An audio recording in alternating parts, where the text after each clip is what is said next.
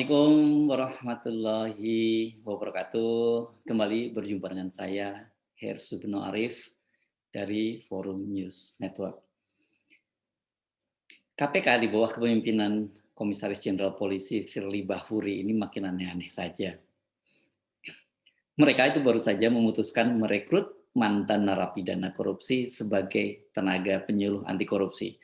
Begitu muncul statement di berbagai media.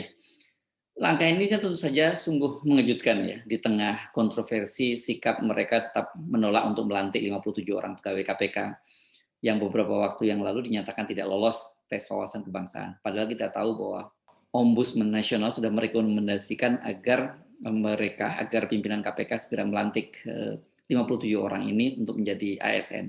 Tapi sejauh ini pemerintahan dari Ombudsman Nasional tadi justru diabaikan begitu saja oleh pimpinan KPK. Sekarang yang terjadi mereka malah mau merekrut tenaga penyuluh anti korupsi itu sumbernya dari para napi koruptor atau sering disebut sebagai napi kor juga. Untuk mewujudkan langkah tersebut, KPK bahkan sangat proaktif. Ini enggak seperti lowongan kerja pada umumnya ya, bukan mereka membuat pengumuman kemudian menunggu para koruptor mengajukan lamaran kerja. Deputi Pendidikan dan Pelayanan Masyarakat Wawan Wardiana itu langsung menjemput bola. Bersama dengan timnya dia mendatangi 2 lapas yang selama ini digunakan untuk menampung para napi koruptor. Ada 2 nih sekarang di Indonesia nih. Satu lapas Tangerang di Banten dan yang satu lagi ini yang sangat terkenal yakni lapas Sukamiskin di Bandung. Ini jangan Anda bayangkan karena namanya Sukamiskin kemudian LP-nya ini juga tampilannya sangat miskin. Oh tidak, ini LP ini dihuni oleh para koruptor yang sangat kaya raya. Saya beberapa kali ke LP Sukamiskin, ya memang suasananya sangat menyenangkan di LP Sukamiskin ini. Maksud saya menyenangkan tuh dari posisi sebagai seorang terpidana. Tapi kalau bagi kita orang umum ya tentu saja kondisi di penjara seenak-enaknya di penjara tetap saja enak di luar. Tetapi jangan bayangkan bahwa mereka yang berada di LP Sukamiskin ini sangat menderita karena sudah ditahan di lembaga pemasyarakatan. Sama sekali jauh dari itu. Mereka bisa hidup dengan biasa-biasa saja, para keluarganya bisa berkunjung, kan banyak di antara mereka bahkan bisa plesiran keluar dari LP. Banyak kasusnya ya. Wawan Wardiana, Deputi KPK menyebutnya ini sebagai program sosialisasi. Namun berbeda dengan program sosialisasi pada umumnya yang hanya bersifat pemahaman, pada program sosialisasi kedua LP tadi itu KPK justru sudah melakukan berbagai tes. Jadi langsung ada proses rekrutmen. Dari 28 orang napikor atau narapidana korupsi di Sukamiskin itu ada 4 orang yang dinyatakan lolos setelah melakukan serangkaian tes. Nah, mereka ini nanti akan jadi dalam tanda petik itu karyawan. Saya tidak tahu apakah statusnya honor atau apa, tapi mereka akan menjadi tenaga penyuluh anti korupsi KPK. Sementara dari 22 orang narapidana koruptor di LP Tangerang, ada 3 orang yang dinyatakan lolos. Jadi ada 7 orang tenaga penyuluh anti korupsi ini. Saya membayangkan mungkin mereka ini nanti kalau zaman dulu ya ada penataran P4 ini modelnya mereka akan menjadi sebutnya Widya Iswara. Karena toh kebanyakan mantan narapidana koruptor ini adalah para pejabat-pejabat dan diantaranya adalah pejabat tinggi negara kita. Jadi nanti mereka akan dapat Widya Iswara KPK sebagai tenaga penyuluh anti korupsi. Itu kira-kira bayangan saya. Tetapi tidak semua napi koruptor yang boleh mengikuti tes sebagai tenaga penyuluh anti korupsi ini ya. Mereka yang boleh mengikuti tes itu adalah pertama yang akan segera bebas, tinggal beberapa bulan lagi bebas. Jadi mereka sekarang sudah direkrut, nanti ikut pelatihan, tinggal nanti pada waktunya mereka akan menjadi tenaga penyuluh anti korupsi. Kedua, ini mereka yang akan segera mengikuti proses asimilasi. Ini kalau orang menjalani hukuman memang ada disebut sebagai proses asimilasi. Biasanya mereka dibolehkan keluar dari lembaga pemasyarakatan untuk melakukan kerja-kerja sesuai dengan bidang yang mereka minati. Nah, siapa mereka ini? Mereka ini adalah orang-orang atau narapidana yang telah menjalani setengah dari masa pidananya, setengah dari masa hukumannya. Syarat lain mereka yang lolos tes ini, yang dinyatakan lolos 7 orang tadi, mereka lolos tes psikologi dan berbagai tes-tes lainnya. Dan salah satu ini yang paling penting Anda mesti catat, yakni kalau kebetulan Anda adalah napi koruptor atau Anda keluarga napi koruptor, ini mereka harus berkelakuan baik. Nah, setiap kali mendengar istilah berkelakuan baik ini kening saya langsung berkernyit. Pengertian berkelakuan baik di lingkungan para penegak hukum kita ini kan, memang rada-rada ajaib menurut dan, sangat subjektif ya. Belum lama ini kan kita baru saja membaca berita ya, napi atau napi korupsi Joko Chandra, kalau dia ini dalam kasus, Cesi Bank Bali, ini kasus yang sudah lama itu, Joko Chandra ya. Dia mendapat remisi atau potongan, hukuman itu selama 2 bulan penjara, ini, remisi, hari ulang tahun kemerdekaan RI ke-76 karena dia dinilai berkelakuan baik. Nah, ini yang jujur saya masih bingung. Kalau orang seperti Joko Chandra disebut berkelakuan baik. Dia ini kan, sebelumnya dia buron ya. Sehari sebelum, divonis oleh Mahkamah Agung hukuman 2 tahun, ya dia buron. Dia terbang pakai pesawat pribadi ke, Papua New Guinea dan kemudian menghilang selama 11 tahun. Selama 11 tahun ini kan dia menghabiskan banyak anggaran negara, dan juga tenaga para penegak hukum untuk proses pengejaran dan penangkapannya. Kalau sudah divonis itu yang berkewajiban untuk mengejar sebenarnya adalah kejaksaan, yang melakukan eksekusi harusnya kejaksaan. Nah, selama proses pelarian ini Joko Chandra diketahui dia melakukan, berbagai suap ini terhadap para penegak hukum. Jadi suap sana suap sini. Setidaknya ada 2 orang, jenderal polisi yang divonis, karena menerima, suap dari Joko Chandra dan ada 1 orang lagi jaksa yakni Pinangki. Nah, ini sangat terkenal nih Pinangki. Jadi kenapa ini, Joko Chandra, menyuap para penegak hukum ini dalam rangka dia bisa keluar masuk Indonesia untuk mengurus, prosedur hukum dia mengajukan peninjauan kembali ke Mahkamah Agung. Jadi dengan menyuap para penegak hukum ini dia bisa keluar masuk Indonesia. Nah, orang-orang model begini ini bisa disebut, berkelakuan baik. Gimana, caranya ya? Bagaimana hitung-hitungannya ya? Saya paham sih maksudnya bahwa berkelakuan baik itu adalah selama menjalani masa hukuman. Ini juga sangat subjektif. Harusnya kan penilaian berkelakuan baik itu ya tidak hanya ketika dia menjalani proses hukuman, selama dia menjalani proses hukuman, ketika dia melarikan diri harusnya dieksekusi masuk penjara dan dia kabur, itu kan bukan berkelakuan baik dong. Dia punya niat yang tidak baik. Kalau kriterianya cuma begitu, orang-orang seperti Harun Masiku ya, kader PDIP yang buron, Anda lupa nggak atau tidak boleh lupa ini Harun Masiku ini. Anda terus harus mengingat dalam ingatan Anda ada seorang kader PDIP yang kabur ketika mau ditangkap KPK dan sampai sekarang menghilang.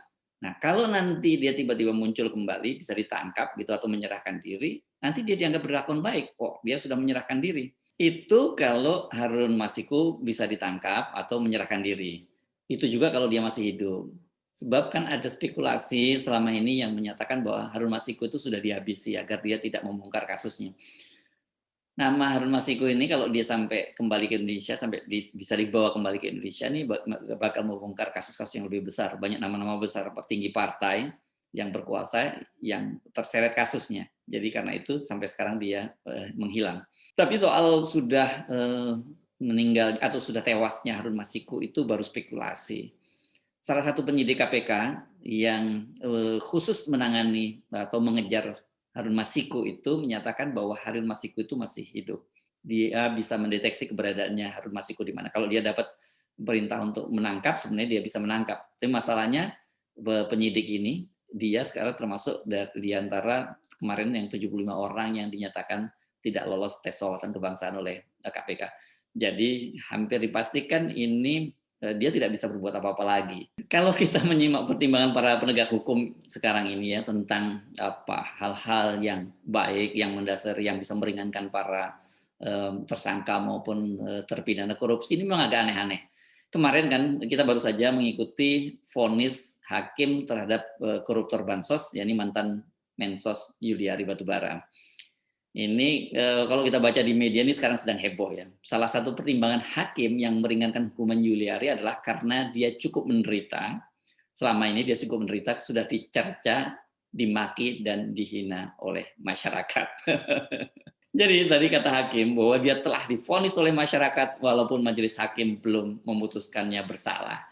Coba deh, kita terpaksa tepuk jidat nih. Aduh, apa hubungannya ya majelis hakim dengan menjadikan penghinaan. Nah, ini dalam tanda petik penghinaan atau maki-maki yang cercaan dari masyarakat ini sebagai hal yang meringankan dari terdakwa. Nggak ada hubungannya kan. Harusnya meringankan itu kan berkaitan dengan apa-apa yang dilakukan oleh terdakwa, bukan apa yang dialami oleh terdakwa. Para koruptor ini memang orang yang hina ya.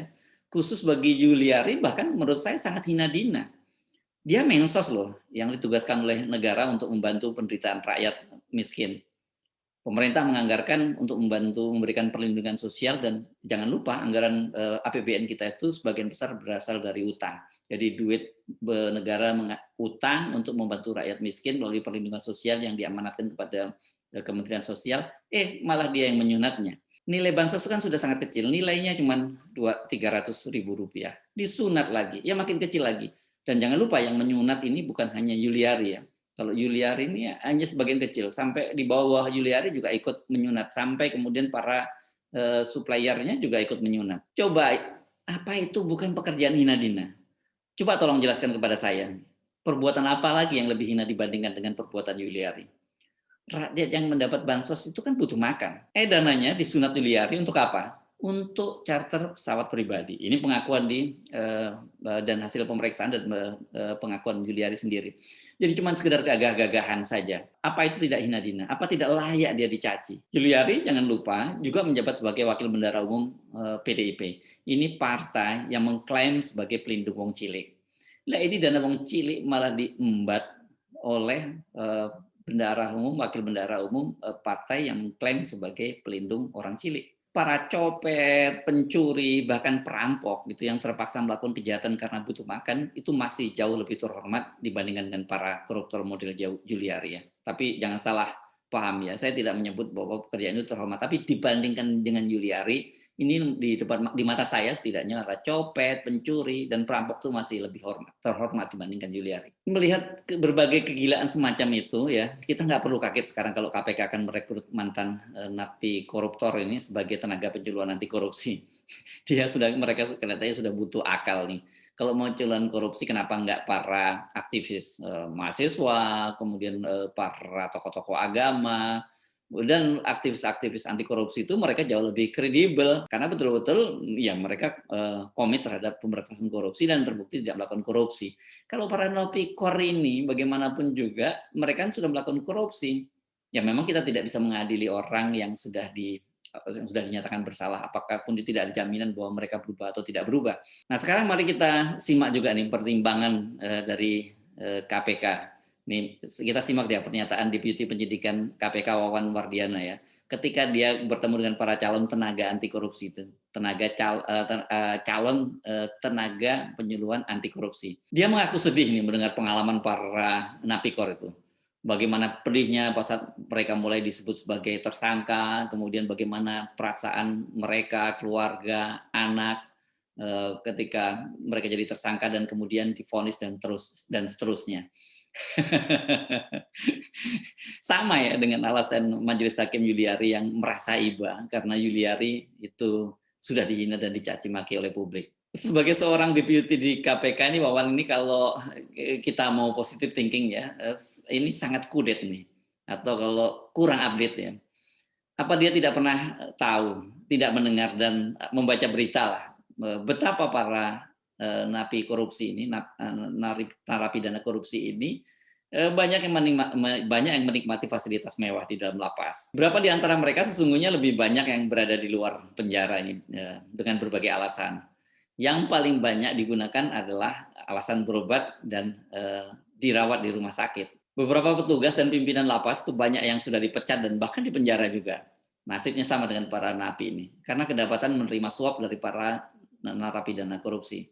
Namun kasusnya itu terus berulang. Anda pasti masih ingat ya, kasus napi korni paling terkenal nih saya kira. Pak peminta saham, Setia Novanto, mantan ketua DPR dan ketua Golkar.